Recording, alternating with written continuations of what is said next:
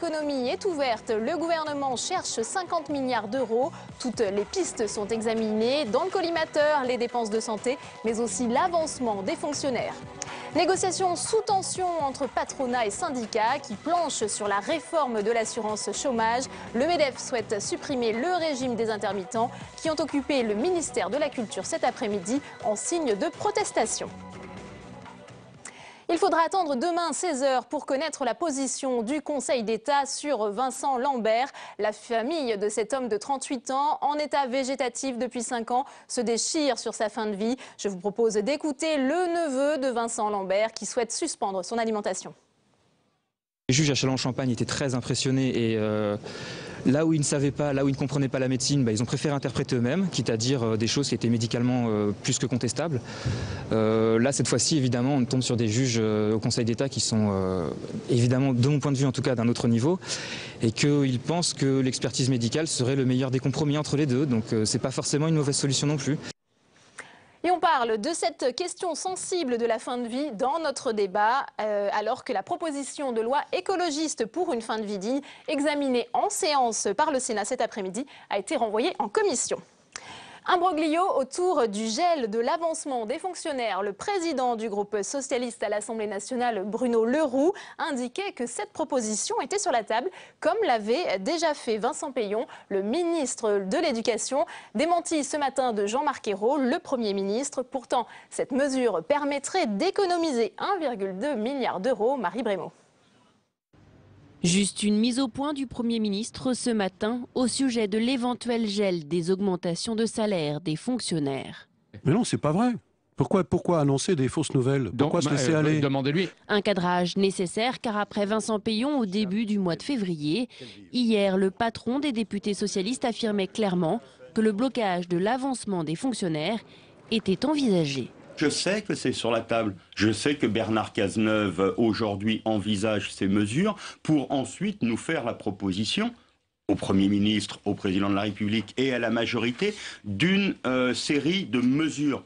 Du côté des syndicats et malgré le démenti de Jean-Marc Ayrault, on redoute clairement le gel des salaires. Les informations contradictoires au sein du gouvernement sont même perçues comme une tactique. On craint que ce soit une stratégie qui est un peu la même que celle du gouvernement précédent. C'est-à-dire ce sont des ballons d'essai qui circulent dans la presse évidemment et puis auprès du grand public et que c'est tellement facile d'opposer les fonctionnaires aux salariés du privé que ça alimente toujours un petit peu la rumeur et puis par principe pour nous il n'y a pas de fumée sans feu. Pas de fumée sans feu alors que les arbitrages budgétaires des différents ministères seront connus en avril prochain et il faut trouver au gouvernement 50 milliards d'euros d'économies. En bloquant l'avancement des fonctionnaires, ce serait déjà 1 milliard 200 millions d'euros de trouver, mais la certitude aussi d'avoir de très nombreux mécontents dans la rue. Et nous avons posé la question aux internautes du nouvelobs.com. Réduction des déficits, faut-il geler l'avancement des fonctionnaires? Les internautes ont répondu oui à 58%, non à 37% sur 158 votants. Le ton monte entre patronat et syndicats sur la question de l'indemnisation des chômeurs. Il faut dire que parmi les propositions du MEDEF figure la suppression du régime des intermittents. Flora Sauvage. Pour le MEDEF, l'équation est simple. Le régime des intermittents du spectacle doit être supprimé car il coûte trop cher. Aujourd'hui, 100 000 intermittents environ perçoivent plus d'1,3 milliard d'euros. Pour l'organisation patronale, un régime d'assurance chômage n'a pas vocation à financer la politique culturelle de la France. D'après la Cour des comptes, 1 milliard d'euros de déficit par an sur les 5 milliards du trou du régime d'assurance chômage est dû aux intermittents. Du côté de l'intersyndicale des intermittents, la colère monte. Cet après-midi, une cinquantaine de militants de la CGT Spectacle ont occupé le hall du ministère de la Culture. On est ici parce que le MEDEF a fait une déclaration de guerre. Le MEDEF veut supprimer les annexes 8 et 10, donc les intermittents du spectacle. Et nous demandons un soutien de notre ministre de tutelle. Nous demandons à Aurélie Filippetti qu'elle soutienne non seulement les intermittents du spectacle, mais qu'elle soutienne nos propositions qui sont défendues par 100% de la profession. Mais les propositions des intermittents s'apparentent au statu quo. De son côté, la ministre de la Culture, Aurélie Filippetti, a rappelé son attachement au régime des intermittents du spectacle. Fin décembre 2013, un groupe de travail sénatorial avait émis des pistes pour réformer ce système. Parmi les propositions, l'augmentation du nombre d'heures minimum de travail pour pouvoir percevoir une allocation chômage et installer un plafond au cumul des indemnités et des salaires. Fin de la grève des chauffeurs de taxi. Le gouvernement a en effet décidé de reporter les immatriculations des véhicules de tourisme avec chauffeur, les VTC, pendant la médiation menée avec les syndicats de taxi. Comment relancer le fret ferroviaire? Une série de consultations est lancée par le ministère des Transports. Julie Hulin. Le fret ferroviaire français mal en point. En 5 ans, le transport de marchandises sur rail a baissé de 20%. Depuis l'ouverture à la concurrence en 2006, de nombreux opérateurs ont investi le marché national. Mais beaucoup de transporteurs préfèrent encore la route, plus fiable selon eux et pourtant plus chère. Pour relancer le secteur, le ministre des Transports a dévoilé aujourd'hui une série de mesures. La création d'observatoires nationaux, un travail sur la simplification réglementaire du réseau de proximité et la mise en place d'un événement annuel pour se faire rencontrer l'offre et la demande. Et pour financer en partie ces projets, l'écotaxe, toujours en suspens. Et dans l'écotaxe poids lourd, l'éco-redevance, l'une des réflexions peut être tout à fait pertinente de régionaliser, en tout cas d'affecter régionalement les recettes de l'écotaxe à des projets qui sont des projets d'infrastructures de transport régionaux. La promesse du Grenelle de l'environnement d'augmenter la part du fret ferroviaire français de 25% en 2022 semble bien loin. Aujourd'hui, il ne représente que 10% des marchandises transportées. Nicolas Demorand démissionne de Libération. Le directeur du quotidien invoque une divergence stratégique profonde avec la rédaction. Une démission qui intervient alors que le journal traverse une crise profonde. Écoutez la réaction de Fabrice Rousselot, directeur de la rédaction. De toute façon, quelque part, la rupture était un peu consommée avec l'équipe, donc il faut saluer ce geste parce que c'est un geste d'apaisement. Et voilà, maintenant la question c'est les défis de Libération restent entiers, les enjeux restent entiers. On a à la fois les problèmes de contexte économique difficile, on a les échéances à venir et on a la nécessité et impérative nécessité, je dirais, de relancer un projet éditorial. Tout de suite, c'est notre page spéciale municipale 2014.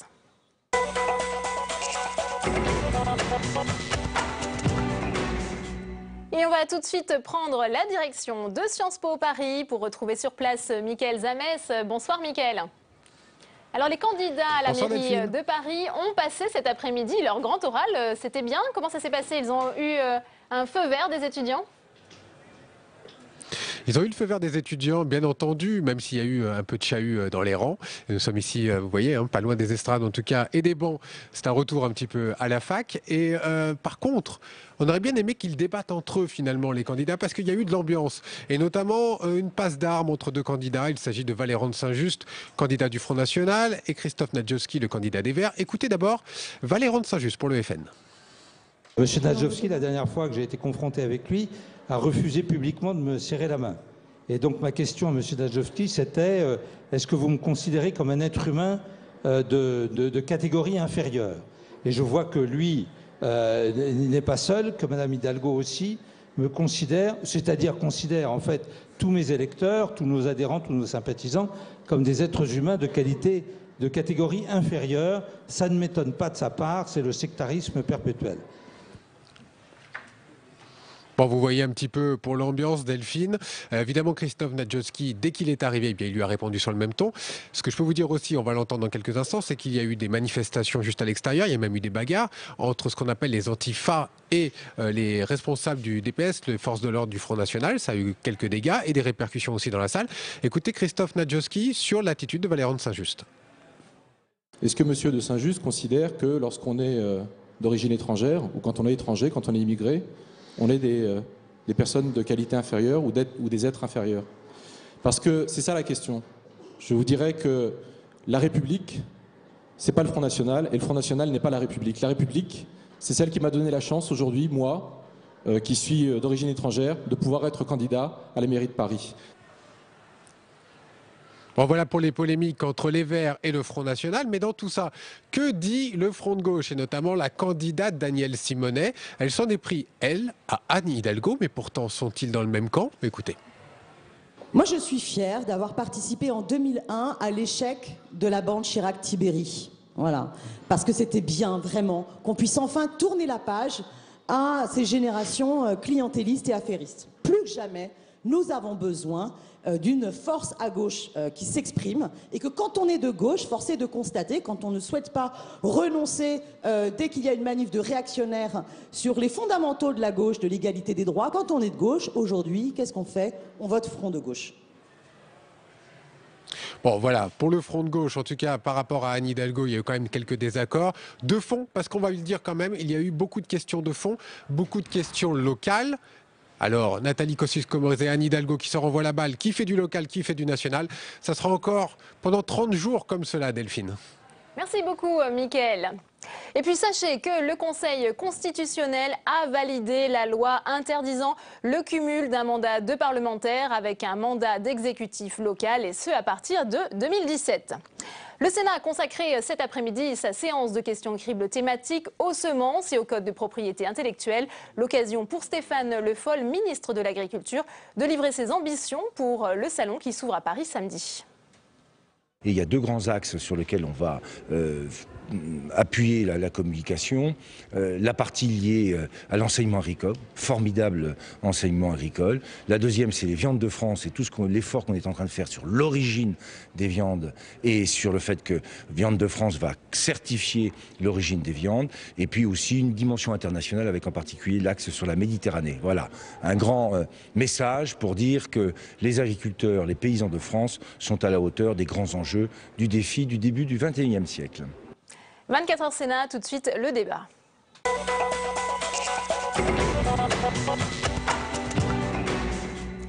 L'affaire Vincent Lambert relance le débat sur la fin de vie. La loi Leonetti sur les soins palliatifs de 2005 doit-elle évoluer? C'est la position des écologistes ici au Sénat. Sur le terrain, les infirmières spécialisées dans ces soins sont régulièrement confrontées à des demandes d'aide à mourir. Faustine Saint-Geniès et Pauline Dame. Catherine Jorit, infirmière spécialisée dans les soins palliatifs, parcourt jusqu'à 100 km au quotidien. Comme chaque jour, elle se rend au domicile de ses patients en fin de vie. Sur place, elle doit retrouver un aide-soignant qui l'accompagne dans ses visites. Un soulagement pour elle. Même s'il n'y a pas de soins techniques lourds, ne serait-ce que pour les soins psychologiques, on y va à deux. Face à ce type de patients, ils sont chaque jour confrontés à des problèmes d'incompréhension. Ce qui est le plus compliqué, c'est quand on a les demandes d'euthanasie. C'est un peu pénible. Et quand on fait des sédations au domicile, les gens associent souvent sédation et euthanasie. Donc quand on fait des sédations, après la famille il y a une confusion. Même si on explique bien, qu'on prend le temps de s'arrêter pour expliquer ce qu'on va faire, les gens pensent que forcément c'est de l'euthanasie. Allez, bougez un peu les jambes. Et pour accompagner au mieux les soignants dans leur prise en charge, l'équipe se réunit tous les jeudis avec son responsable et une psychologue clinicienne. Le temps de la fin de vie, c'est un temps de grand bouleversement physique, psychique, social. Ça entraîne toutes sortes de remaniements. Et des fois, des conflits, des tensions peuvent être exacerbées. Et ce temps de réunion, ce temps d'éclairage, ça peut permettre aussi aux soignants de faire un pas de côté et de comprendre qu'est-ce qui se passe, comment il peut être lui-même pris dans ce faisceau de conflits, de difficultés. Le personnel soignant suit avec attention le débat sur la fin de vie et notamment les décisions à venir sur l'euthanasie et le suicide assisté. Et on ouvre le débat sur cette question de la fin de vie avec nos invités ce soir. Corinne Bouchoux, bonsoir. Vous êtes sénatrice Europe Écologie Les Verts du Maine-et-Loire et vous étiez donc l'auteur de cette proposition de loi qui a été débattue cet après-midi en séance dans l'hémicycle du Sénat. Avec nous également sur ce plateau, Gérard Deriot, bonsoir. Bonsoir. Vous êtes sénateur UMP de l'Allier. Alors, on va tout de suite vous poser la question, Corinne Bouchoux, puisque votre texte est finalement percuté par cette actualité de l'affaire Vincent Lambert. Le Conseil d'État statuera sur son cas demain. Cet exemple, cette affaire Vincent Lambert, c'est ce qui légitime pour vous la nécessité de rouvrir le débat sur la fin de vie ? Écoutez, il y a une coïncidence des calendriers, mais nous pensons qu'il ne faut pas légiférer à chaque fois qu'il y a un problème. Donc je dirais que notre loi s'inscrit dans un travail en amont, qui est en fait un travail collectif qui a été fait ici, puisque presque une dizaine de textes ont été déposés par des sénateurs avant moi, Il se trouve que je suis la première signatrice de ce texte, mais qu'en fait, nous, on voulait amorcer un débat de fond sur le fait de dire que la loi Leonetti, qui a été peut-être un progrès en son temps et que nous ne contestons pas, n'est plus suffisante. Et donc nous voulons poser, je crois que ça a été le cas aujourd'hui, un débat de qualité, un débat serein. Nous savons qu'il y a des points d'accord possibles. Nous avons vu qu'il y avait aussi certains désaccords entre nous. Mais nous pensons qu'il est temps d'avancer sur un texte qui reconnaisse à chacun le droit de décider quelle fin de vie il veut. Donc ce n'est pas du tout un texte où on va aller débrancher nos grands-parents dans les EHPAD. Ce n'est pas du tout ce qu'on veut dire. C'est simplement un texte qui reconnaît à chaque personne, tant qu'il est encore en bonne forme, la possibilité de donner des dispositions le concernant et exclusivement le concernant. Donc voilà l'idée de notre texte. Certains voudraient plus. On a vu à l'Assemblée nationale le texte déposé par la députée de notre famille politique, Véronique Massonneau. Ici, on était dans un entre-deux aujourd'hui pour essayer de poser sereinement le débat. Et sur ce point, on a été très contents. Il y a eu beaucoup d'écoute, il y a eu beaucoup d'arguments échangés. Et ce qu'on voudrait, c'est collectivement, ici, pouvoir travailler au Sénat dans de bonnes conditions pour faire, je dirais, avancer l'idée d'une loi. Gérard Deriot, on rappelle que vous étiez le rapporteur ici au Sénat de la loi Leonetti qui a été validée en 2005. Aujourd'hui, elle reste la meilleure réponse adaptée à ces situations douloureuses de fin de vie, selon vous ? De toute façon, c'est la seule qui existe pour l'instant. Et au moins, elle a le mérite d'exister. Après, bien sûr, l'évolution est nécessaire. Les choses changent, bougent, et je crois qu'à partir de là, il y a une nécessité que l'on en parle. Et personnellement, moi, je suis tout à fait ouvert à pouvoir en parler. Mais par contre, il y a un vrai problème, et que tout le monde a constaté, c'est qu'en fait, la loi Leonetti n'a jamais été véritablement appliquée, totalement appliquée, pour différentes raisons. D'une part, parce que dans les études médicales, on n'a pratiquement pas mis en place un enseignement suffisant pour donner des caractéristiques et des capacités à faire disparaître la douleur pour les gens qui sont en fin de vie. Et puis, par ailleurs, que les soins palliatifs, justement, qui sont effectivement un des éléments essentiels de la loi Leonetti, ne sont pas suffisamment développés, que ce soit aussi bien à l'hôpital qu'à domicile. Donc, je pense que dans un premier temps, ou tout au moins pour aujourd'hui, il faudrait au moins que la loi Leonetti soit appliquée complètement. Ce qui n'empêche pas, et je le redis, ce qui n'empêche pas de pouvoir parler, de pouvoir discuter de ce que certains voudraient voir évoluer. Notre problème, mon problème personnel est malgré tout celui-ci, c'est que malgré tout la proposition de loi que vous faites va à l'euthanasie pratiquement directement. Même si vous reconnaissez, vous venez de le redire, les qualités et les éléments de la loi Leonetti qui sont intéressants, mais finalement, c'est quand même l'euthanasie que vous préconisez. Corinne Bouchoux, peut-être, avant de répondre à Gérard Deriot, je vous propose d'écouter Marisol Touraine, qui vous a apporté la réponse du gouvernement cet après-midi dans l'hémicycle. On l'écoute. La législation actuelle ne règle pas toutes les situations. C'est pourquoi je suis convaincue que notre corpus, notre ensemble législatif, doit évoluer afin de mieux prendre en compte les attentes de nos concitoyens. Ces attentes, elles ont été évoquées par moi-même, par les précédents orateurs, une plus grande maîtrise de sa fin de vie et l'assurance de terminer ses jours en accord avec sa conception de la dignité. J'ai eu l'occasion de le dire, l'immobilisme ne paraît pas une bonne option. Et je souhaite que nous puissions présenter autour de l'été un projet de loi sans qu'il faille faire peser sur nos travaux le couperet d'un quelconque calendrier ou agenda qui serait prédéterminé. Corinne Bouchoux, ce que vous avez entendu de la part du gouvernement cet après-midi, ça vous rassure? Il y aura bien une réflexion, voire un projet de loi débattu prochainement au Parlement? Alors écoutez, j'ai entendu deux choses. Donc une chose qui m'a plutôt satisfaite, l'idée qu'avant l'été, on aurait l'examen d'un texte. Je pense que tout le monde a entendu la même chose.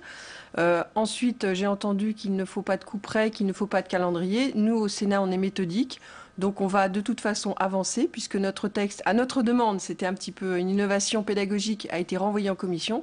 Donc moi, ce que je demande, c'est que la commission des affaires sociales se mette au travail, que tous les collègues concernés de toutes les commissions qui ont envie de travailler le fassent. Il y a quand même 105 sénatrices et sénateurs qui ont déjà signé un texte. Donc je pense que les conditions d'une mise au travail du Sénat sont remplies, que cela rencontre le calendrier gouvernemental serait une heureuse avancée, en tout cas sur ce sujet. Donc cela, je m'en réjouis. Néanmoins, je tiens à redire que les écologistes seront extrêmement vigilants et que autant nous sommes posés sereins pour un débat apaisé, autant nous ne reculerons pas. Ça fait 10 ans que des textes sont déposés et ça n'avance pas. Donc nous sommes confiants mais impatients.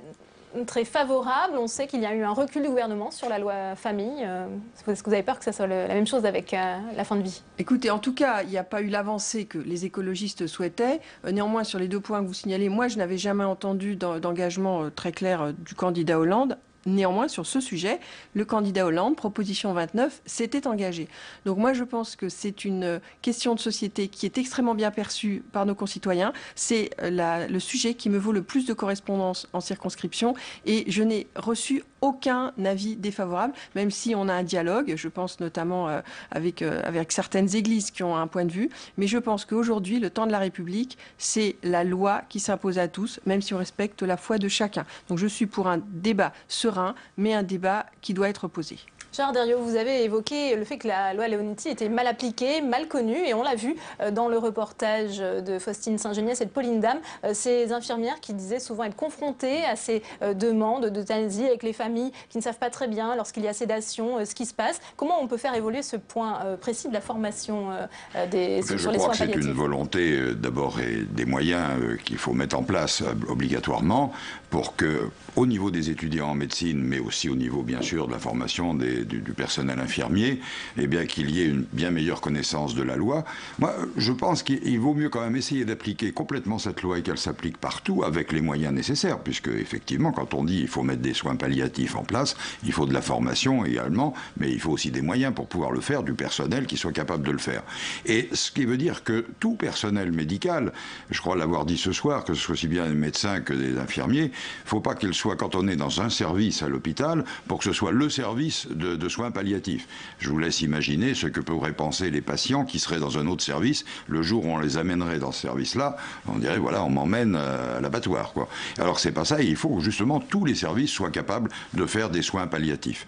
La seule vraie différence qu'il y a entre nous, je l'ai dit tout à l'heure, je le redis, c'est ce problème de l'euthanasie. Il faut bien se rendre compte que c'est l'acte de tuer, c'est pas autre chose.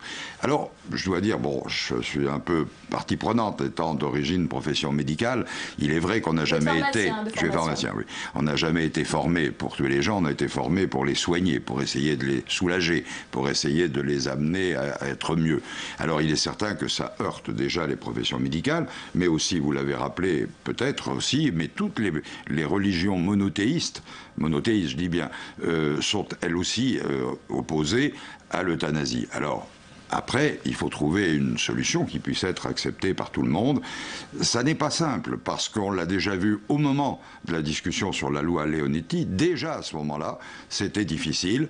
Je ne suis pas certain que les esprits aient totalement évolué pour aller plus loin. Et puis, il faut déjà, je le répète, il faut déjà mettre en place réellement cette loi qui contient tout. C'est une loi équilibrée, qui contient tout, mais qu'elle fonctionne, qu'elle soit mise en fonction. Corinne Bouchou, Gérard Deriot dit « La médecine n'est pas là pour tuer ». Qu'en pensez-vous ? Écoutez, j'entends, mais moi je pense que dans notre société, c'est un droit humain de pouvoir choisir sa vie dignement. Et donc, je le répète, on n'oblige personne. Ce qu'on veut, c'est que chacun puisse avoir la liberté de choisir comment il veut finir sa vie.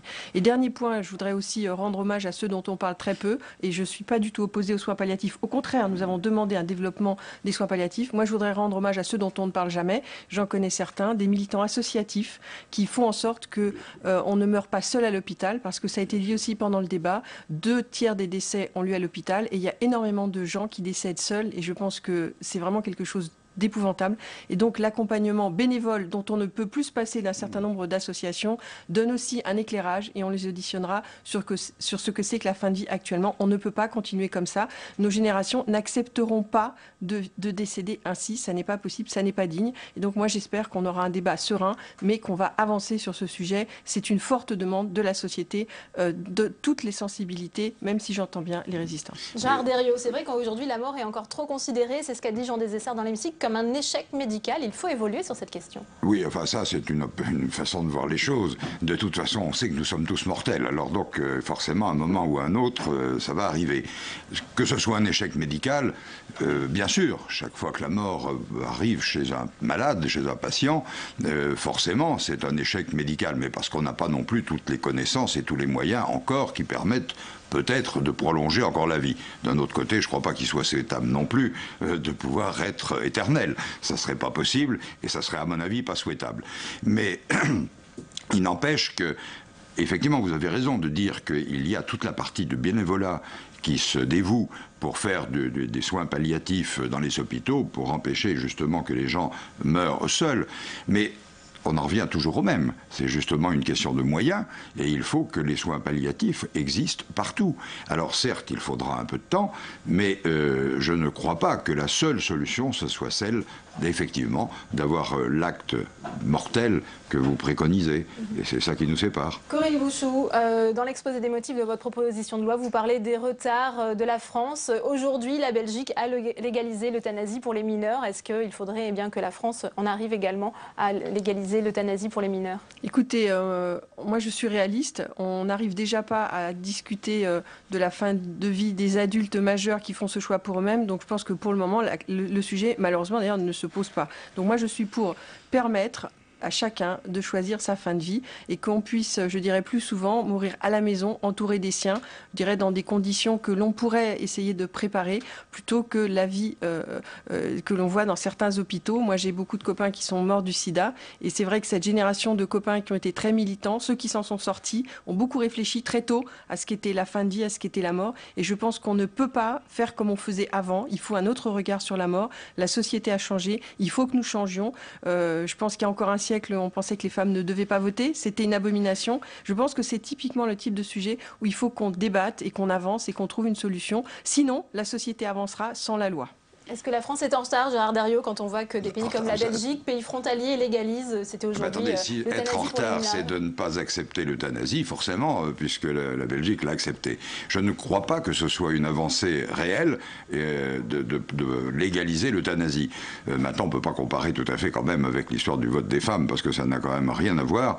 Et on a les moyens, on pourrait avoir les moyens aujourd'hui, justement, de prendre en compte tout cela, en évitant quand même le geste définitif, qui est celui qui est préconisé. Vous savez, au moment de même avant la fin de vie, mais dans les périodes où des personnes qui sont atteintes d'une maladie, entre le moment où vous êtes bien portant, quand vous êtes, comme nous sommes aujourd'hui apparemment bien portants l'un et l'autre, on n'a pas forcément la réflexion que l'on a au dernier moment, à la fin d'une maladie un peu longue. J'ai été témoin d'un bon nombre de cas comme cela, des gens qui, quand ils sont en pleine santé, ils vous disent effectivement, oui, que moi je veux absolument pas qu'on me fasse des directives anticipées, on le voit dans le cas de l'affaire de Vincent Lambert. Il suffit de les faire, seulement elles n'ont pas été faites parce que la loi n'est pas connue. Par ailleurs, je rappelle que aussi dans la loi, l'acharnement thérapeutique, comme l'on dit, est interdit. Et là, ça c'est souhaitable parce que effectivement, on ne peut pas non plus continuer de faire un acharnement sur des personnes ou alors qu'on sait qu'il n'y a aucune issue favorable. Mais la position qu'on peut avoir quand on est en bonne santé par rapport au moment où effectivement la situation se présente, elle peut changer beaucoup. Mais même beaucoup. Et donc, d'ailleurs, les directives anticipées qui sont proposées dans la loi doivent être renouvelées tous les 3 ans, voilà. Parce que vous pouvez changer d'avis. Et heureusement, parce que... Notre loi le prévoyait, bien sûr. Oui, c'était tout à fait réversible. Je reconnais, je reconnais. Merci à tous les deux d'avoir été nos invités pour débattre de ce sujet particulièrement sensible. C'est la fin de cette édition. À 22h, Sonia Mabrouk. Bonne soirée sur Public Sénat.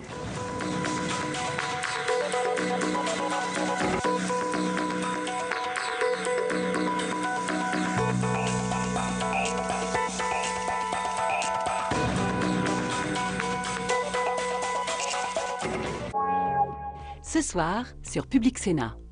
À 22h, le journal.